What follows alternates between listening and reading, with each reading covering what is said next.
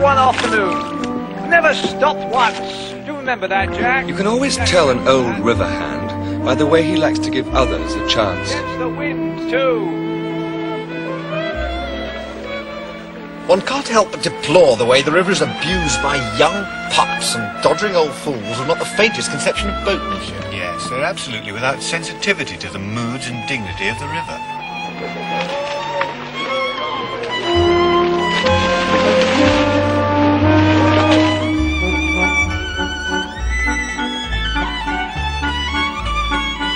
Not to mention spooning nincompoops who think the place is some kind of floating tea dance.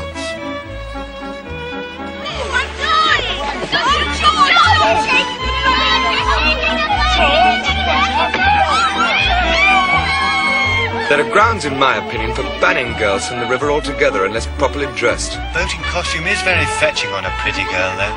Yes, well, I've got nothing against girls as such. Like Christian martyrs every time a drop of water goes near them.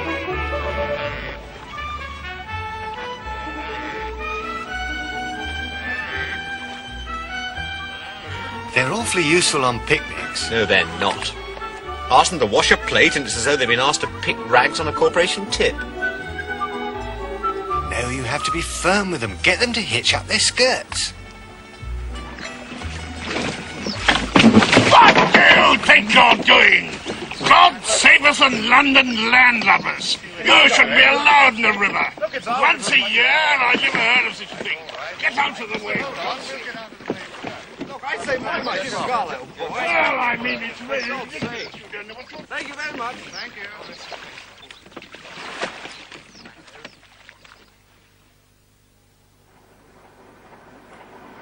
I was ready to take over the sculls at Reading as we had agreed. All right, all right!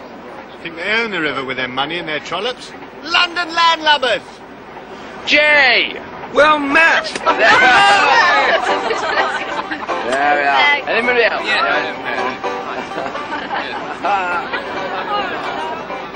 I say, this makes a nice change.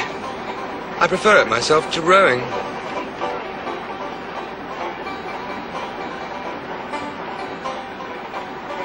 From Mapledurham to Streatley, the river is glorious. You pass Hardwick House, where Charles I used to stay and play bowls. And when Cromwell's sails were sighted downstream, he calmly continued... Oh no, wait a minute, I think I've got that wrong. Sorry. He did play bowls, though. Once you get the rag, now you just put your hands a little higher. Now this is the clay. This one's strong.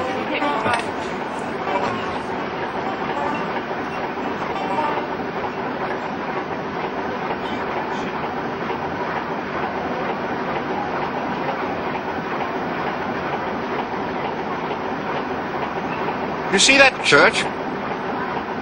The mortal remains of Jethro Tull lie buried in that ground. Remember him? Not altogether. Really? I'm surprised. Very great man in the world of agricultural mechanization. It's not the world with which I'm most familiar. George, the inventor of the seed drill lies yonder. Good heavens. That's it. Oh. This is my quite simple, really. Now here's the thing. Gatehampton Railway Bridge. One of Brunel's 3 brick bridges across the Thames. George? Yes! Brick Railway Bridge! Jay doesn't want you to miss it.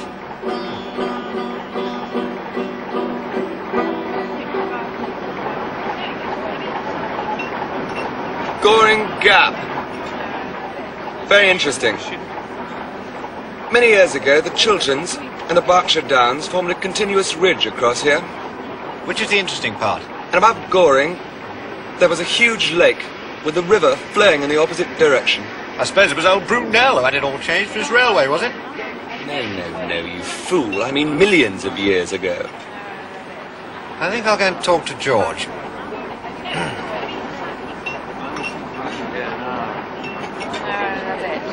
Well, if you shift it. Steamboat's coming!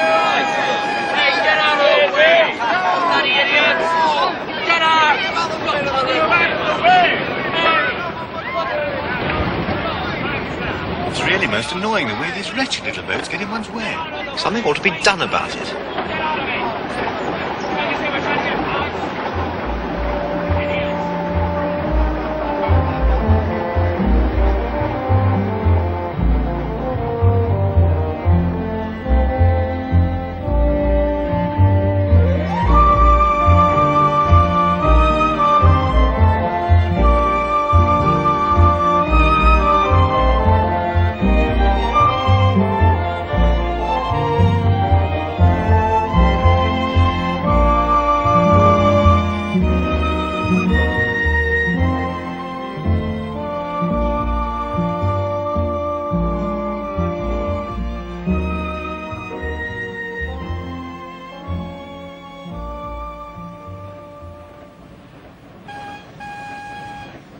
My friend's launch cast us off at Abingdon.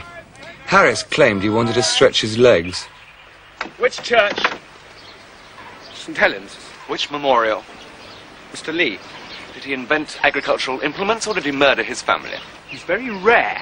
He had 197 children. Well, you'll find very much better at Oxford if you put your back into it. What? We are sick to death of walking around obscure tombs. You're sick to death? What do I think about it? And although it had been agreed that I would take the boat up past Reading, and here we were at Abingdon, 2 weeks of this stuff. I want to see something else. after a short discussion with Harris and George, I took up the sculls for a while. And then they pulled us up the last stretch to Oxford.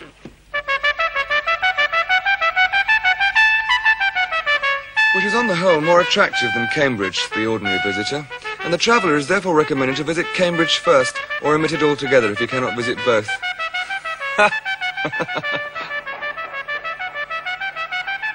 The Baedeker guide is quite right. I am an Oxford man too. I mean, in spirit.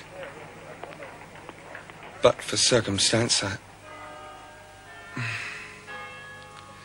Now, the architecture of Oxford.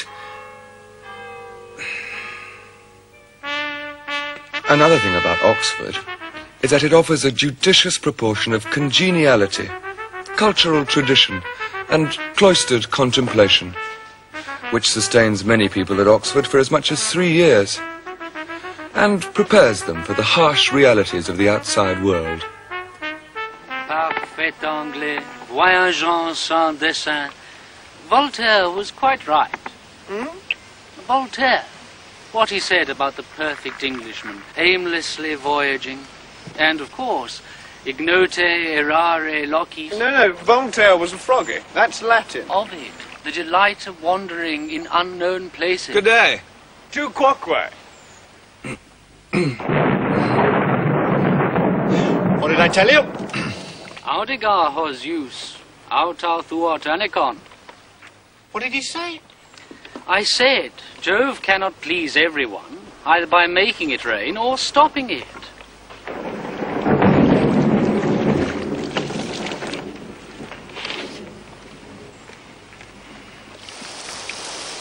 And Matthew Arnold's sweet city with her dreaming spires became decidedly wet. More like streaming spires. Matthew Arnold is dead. It was in the paper. I never read him. But we got to Oxford. Absolutely. Why did we? What? Can we go now? Downhill all the way now. I don't mind a bit of rain. I like to see the river under all its different aspects. Can't expect sunshine all the time, you know. Nature is beautiful even in her tears, eh, George?